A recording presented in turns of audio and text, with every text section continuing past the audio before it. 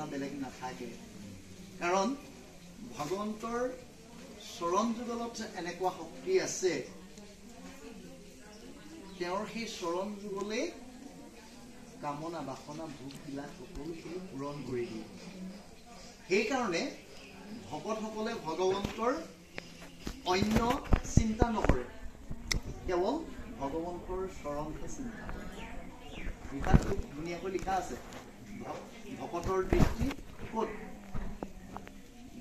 ভকতৰ দৃষ্টি ভগৱন্তৰ পাদপদ্মত বুলি প্ৰকাশ কৰিছে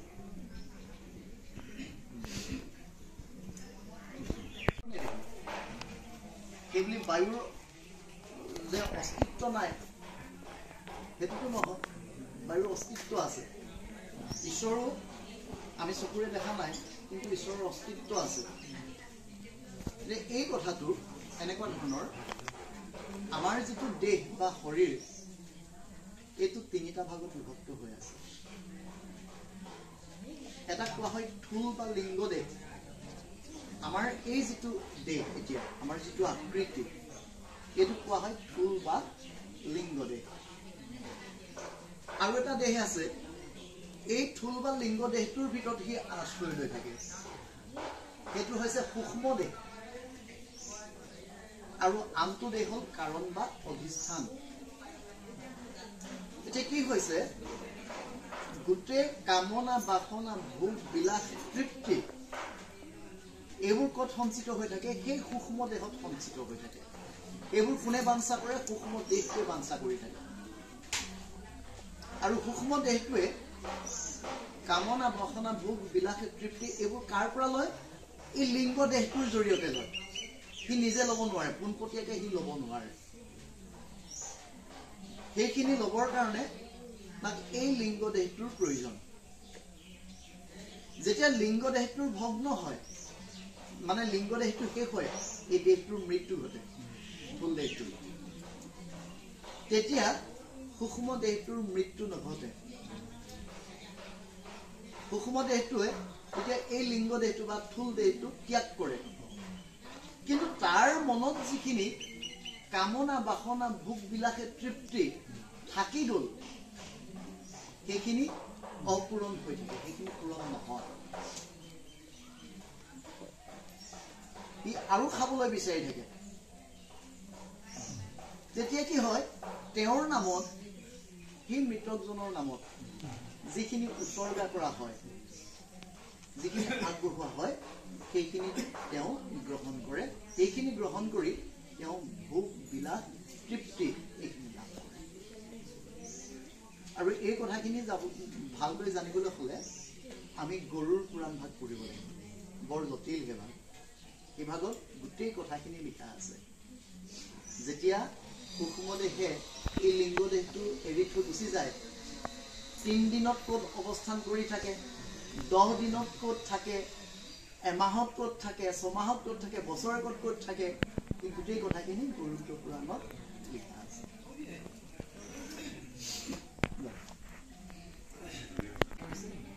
উদ্ধৱে বৰ্ণনা কৰিছে কাৰ আগত বৰ্ণনা কৰিছে বিদুৰৰ আগত বিদুৰে তেওঁ অন্তিম সময়ত লগ নাপালে বিদুৰ তীৰ্থভ্ৰমণত আছিলে আৰু ভগৱন্তই নিজে উদ্ধৱ আৰু প্ৰত্যক্ষ কৈছিলে যে মই অন্তিম সময়ত মোৰ ভকত বিদুৰক নাপালো গতিকে বিদুৰক মোৰ সমস্তখিনি বাৰ্তা তোমালোকে দিবা আৰু যেতিয়া ভগৱন্তৰ আজ্ঞামতে উদ্ধৱ ৰেলে গুচি গ'ল নহয় অলকানন্দালৈ গৈছে নহয় অলকানন্দালৈ গৈ থাকোঁতেই এই দুয়োজনৰ উদ্ধৱ আৰু বিদুৰৰ সাগৰৰ পাৰত মিলন ঘটে মিলন ঘটিলত দুইজনে গোটেই ৰাতিটো কথা পাতিছে কেৱল ঈশ্বৰ কৃষ্ণৰ কথাকে পাতিছে প্ৰথমতে বিদুৰে উদ্ধৱক ঈশ্বৰ কৃষ্ণৰ খবৰ সুধিলে বাকীসকলৰ কথাও সুধিছে কিন্তু কৃষ্ণৰ কথাখিনি বেছিকৈ সুধিছে উদ্ধৱ এনেই সুখত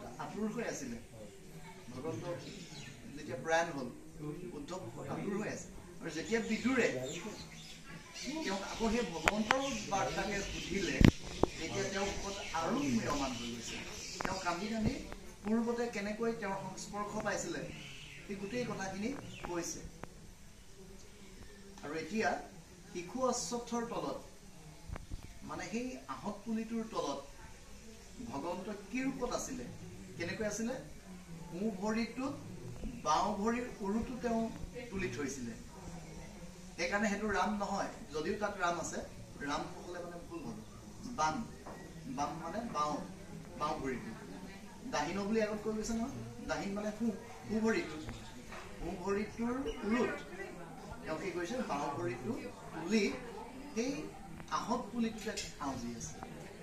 আৰু সেই সময়তে কি কৰিছে, ব্যাধে তেওঁৰ যেতিয়া চৰণখন ওলাই আছে নহয়, তেওঁৰ চৰণখনৰ ৰংটো কেনেকুৱা? চৰণৰ ৰংটো ৰাতিপুৱা একেবাৰে ওলাই অহা বেলিটোৰ যিটো ৰং বা অস্ত যাবলৈ ধৰা সূৰ্যটোৰ যিটো ৰং, সেই ৰংটোৱে হৈছে তেওঁৰ চৰণৰ তলোৱা ৰংটো। আৰু ব্যাধে আঁতৰৰ পৰা তেওঁৰ চৰণখনকে দেখি কি বুলি ভাবিলে, যে হৰিণাৰ মুখ, সেই বুলি ভাবিলে। হৰিণাই পানী খাবলৈ গৈছিল, হৰিণাৰ মুখ বুলি ভাবি ব্যাধে শৰ প্ৰহাৰ কৰিলে আৰু গৈ তেওঁ চৰণৰ তলোৱাত শৰে আঘাত কৰিলে। তাৰ আগতে ভগৱন্তৰ ৰূপটো বৰ্ণনা কৰি আহিছে, ক'ত কি আছে।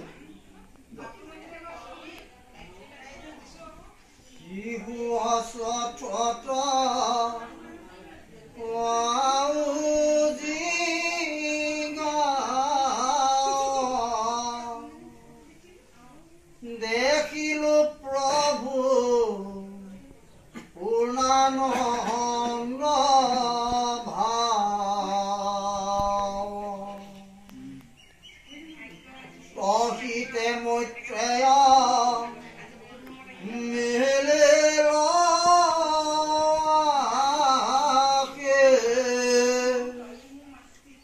মোক দেখি কৃষ্ণে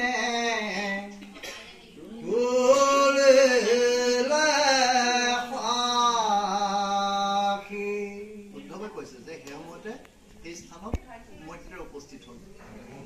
আৰু উদ্ধৱ অলপ আঁতৰত আছিলে। কি কাৰণে আঁতৰত আছিলে? উদ্ধৱক তাৰ আগতেই ভগৱন্তই কৈছিলে যে তুমি যোৱা, তুমি দ্বাৰকা নগৰ ত্যাগ কৰা, কাৰণ মই যেতিয়া এই স্থান ত্যাগ কৰিম 7 দিনৰ ভিতৰত দ্বাৰকা নগৰ সাগৰলৈ পেলাব।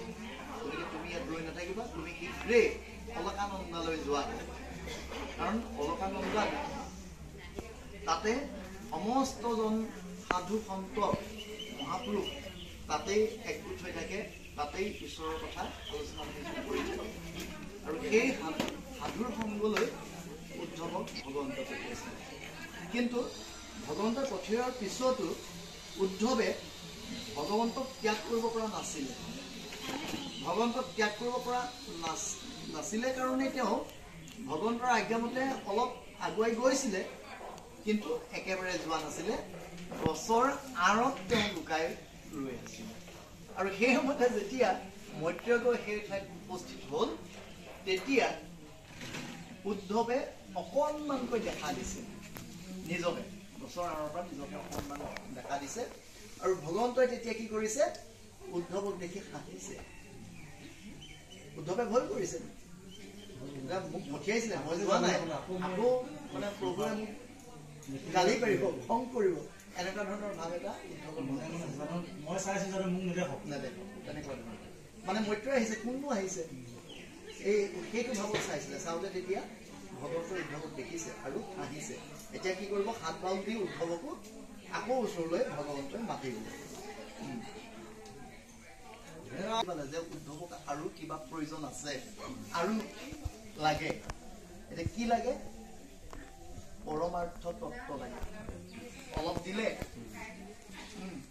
আগত অলপ দিলে, যেতিয়া উদ্ধৱে কন্দা কটা কৰিছিলে তেতিয়া দিলে অলপ, কিন্তু সম্পূৰ্ণ দিয়া নাছিলে, আৰু অকণমান বাকী আছিলে। উদ্ধৱেও জানে। আৰু এতিয়া কি হ'ব, উদ্ধৱ আৰু মৈত্ৰেয় একেলগে সেই পৰমাৰ্থ তত্ত্বখিনি দিব। আৰু এই আৰ্হিটোৰ কাৰণেই আমাৰ এতিয়া হৰণ ভজন লওঁতে অকলে নলয়, লগত এজন সংগী লাগে। এতিয়া পৰমাৰ্থ তত্ত্ব দিয়া মানে তেওঁলোকে ভজনীয়া তত্ত্ব লোৱা, সেইটো কথা। শিলা বকু পূৰ্বজন্মতে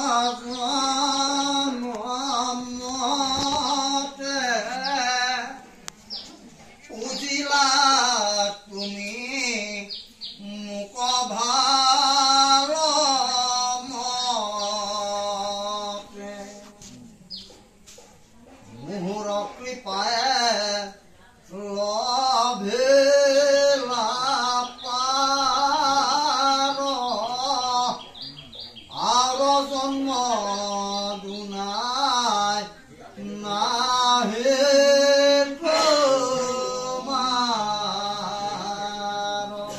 ভগৱন্তই উদ্ধৱক কৈছে যে হে উদ্ধৱ তুমি পূৰ্বতে বসু আছিলা বসু কেইজন আঠজন অষ্টবসু বুলি কয় সেই অষ্টবসুৰ ভিতৰৰে এওঁ আছিলে এজন অন্যতম আৰু ইফালে ভীষ্মও পূৰ্বজন্মত বসু আছিলে বসুসকল ভগৱন্তৰ ভকত আৰু এওঁ সেই বসু জন্মতে ভগৱন্তক তেতিয়াই একান্তভাৱে ভকতি কৰিছিলে তাৰ ফলস্বৰূপে তেওঁ এইটো জন্মত ভগৱন্তৰ লগতে থাকিবলৈ পালে এনে পোৱা নাই উদ্ধৱ তেওঁ এনে হ'বলৈ পোৱা নাই এইটো জন্ম পূৰ্বজন্মৰ সাধনৰ বলতহে তেওঁ এইটো জন্মত উদ্ধৱ হ'বলৈ পাইছে এই কথাটো ভগৱন্তই নিজে কৈছে কেতিয়াবা আমি চিন্তা কৰোঁ আমি কেতিয়াবা কিবা ভালৰ ফলতে বুলি এইভাগ কৰিবলৈ পাইছোঁ এই জন্মৰ কাৰণে নহয় সেইটোৱে কথা আগৰ কিবা এটা জন্মত পূৰ্ণ কৰি আহিছিলোঁ কাৰণে বুলি ভাবোঁ আৰু সেই কথাটোকে গীতাত এটা শব্দতে কৈছে এই কথাখিনি প্ৰাৰব্ধ ফল বুলি কৈছে গীতাত প্ৰাৰব্ধ বুলি এটা শব্দ আছে প্ৰাৰব্ধ ফলটোৱে হ'ল পূৰ্বজন্মৰ সংস্কাৰ বা পূৰ্বজন্মৰ সাধনৰ ফল গীতাত এটা শব্দতে কৈছে এই কথাখিনি প্ৰাৰব্ধ ফল বুলি কৈছে